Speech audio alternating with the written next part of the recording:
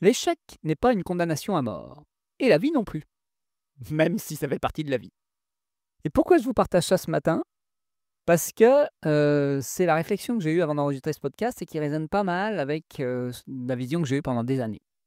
C'est-à-dire qu'à chaque coup que j'avais un échec, à chaque coup que j'avais une difficulté, à chaque coup que j'avais quelque chose qui foirait, qui ne correspondait pas au résultat que je voulais avoir, en gros, où j'étais frustré, où j'étais déçu, où j'étais découragé, c'était parce que je considérais que c'était la seule et unique fois, la seule et unique tentative. Il fallait obligatoirement que ça marche tout de suite, il fallait obligatoirement que j'ai le résultat immédiatement.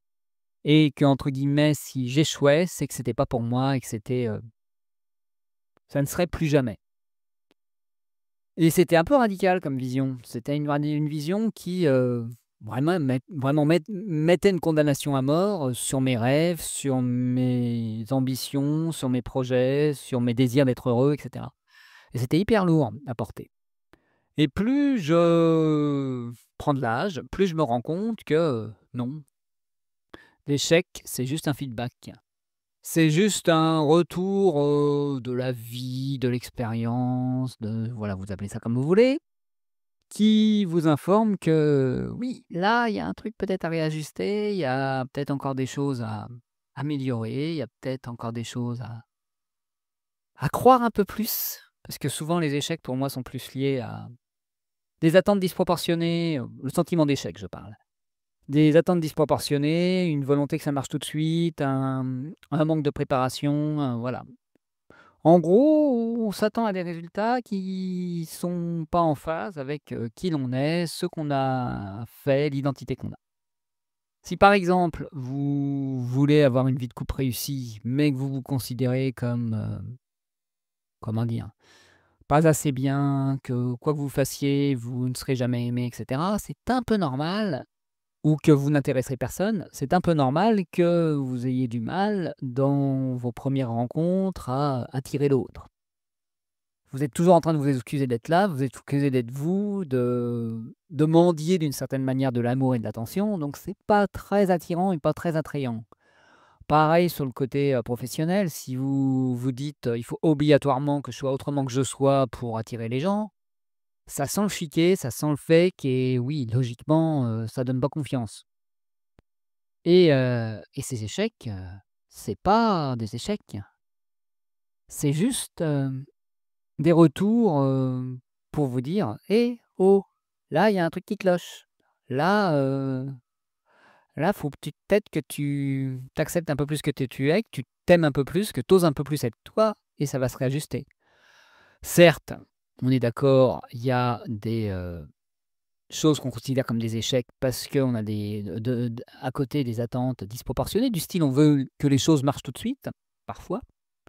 Là, par exemple, mon podcast, ça fait, 30 épisodes que je fais de manière journalière. Oui, il y a du mouvement, mais ça décolle pas comme une fusée. Est-ce grave? Non. Est-ce un échec? Non, c'est un échec ce n'est qu'un échec que si je considère que c'en est un. J'aime bien la phrase: «Les choses ne sont un problème que si on considère que c'en est, que c'en est». C'est un peu pareil. Oui, je cherche un peu mes mots aujourd'hui, mais ce n'est pas non plus un problème. Ce n'est pas non plus un échec si j'enregistre plusieurs fois de suite cet épisode, si je bredouille pendant cet épisode, si je ne suis pas très clair pendant mes épisodes. C'est juste un apprentissage. C'est juste aussi un moyen pour moi d'accepter d'être imparfait. Et c'est ça le souci souvent derrière l'échec, derrière la mise à mort derrière l'échec. C'est on peut être dans une quête d'idéal quand on veut à tout prix ne pas vivre d'échec. Idéal vis-à-vis de soi, vis-à-vis de son identité, mais idéal aussi, vis-à-vis du monde. On aimerait que le monde ait une forme d'équité, une forme de justice, une forme de perfection qui ne correspond pas, à la vie humaine. Certes, peut-être dans notre espace, on peut en faire l'expérience, mais dans la vie humaine, c'est pas le cas. Dans la vie humaine, on est en train d'apprendre, par les rugosités, par l'essai-erreur et tout ça. Et les erreurs ne sont pas des échecs. C'est ça le souci, c'est que souvent on associe erreur à échec. Non, c'est juste, des réussites, des demi-réussites, on va dire. des réussites qui n'ont pas été jusqu'au bout, des réussites qui n'ont pas encore porté leurs fruits. C'est pas parce qu'une plante ne donne pas encore de fruits que la plante n'est pas vivante. C'est pas parce qu'une plante n'est pas encore, en fleurs qu'elle n'est pas, promis à un grand avenir. Vous voyez ce que je veux dire? Nous, on a tendance à considérer que dès qu'on plante la graine, il faut tout de suite qu'on ait des fruits.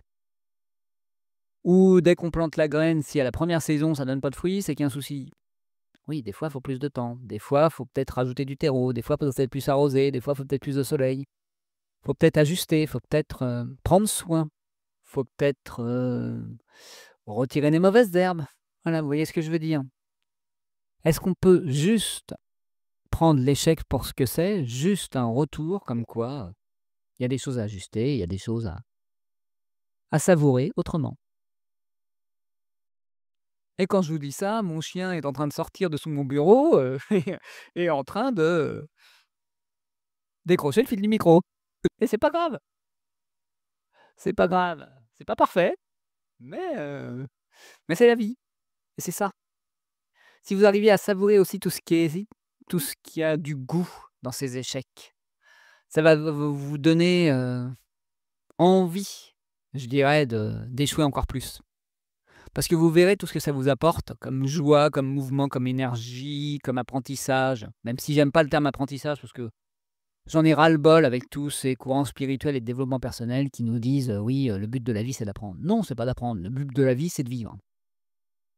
Donc vivez et acceptez de vous casser la gueule comme un enfant qui apprend à marcher, qui essaye de marcher, voilà, qui a pour but de marcher, parce que c'est plutôt ça. On n'apprend pas pour apprendre, on apprend pour atteindre un objectif. Donc acceptez que ça fait partie du chemin pour atteindre un objectif. Il y a des phases où, on échoue et c'est tout. Voilà ce que j'ai envie de vous partager aujourd'hui et bien comme d'hab, n'hésitez pas à me laisser, des commentaires, à partager cet épisode, à noter sur les plateformes qui le permettent, à vous abonner ou à me contacter si vous souhaitez que je vous accompagne pour vous aussi être un peu plus en paix avec vos échecs et vous autoriser à vous sentir un peu plus vivant même quand vous échouez. Eh bien, j'ai envie de vous dire ça aujourd'hui, je vous fais de grosses bises et je vous dis à très bientôt, dès demain 7 h pour ceux qui écoutent le podcast tous les jours, pour un prochain épisode.